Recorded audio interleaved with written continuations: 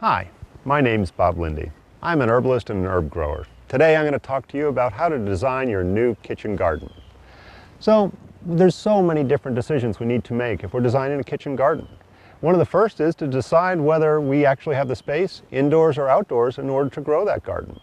So if you're going to try to get a lot of your vegetables and herbs for your garden, you're probably going to want to try to find a location that's close to your kitchen door, but outdoors, so that you can get enough different plants and variety so that you can grow it there.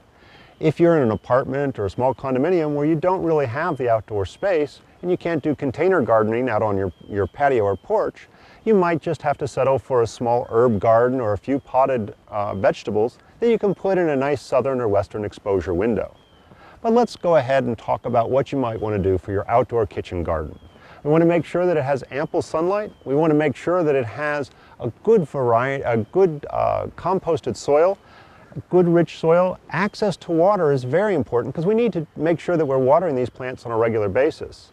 And then we can talk to our local garden supply store and see what plants grow best in our area. So put your favorites, make sure that we put plants together, like we can put our basil and tomato and plant those together, and they're actually beneficial for each other and seem to make them taste better as well as keep pests away. I find that keeping a good supply of culinary herbs is always wonderful, and I love to have it close to my garden so that I can add them to my pastas, to soups, stews, and even to make a wonderful cup of tea out of some mint that I just pulled from my garden.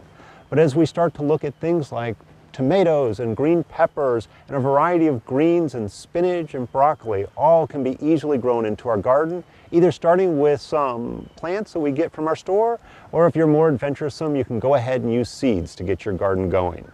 Make sure that everything has enough light, that they're spaced properly, that we amend our soil so that it's good and rich, and we water it all in on a regular basis.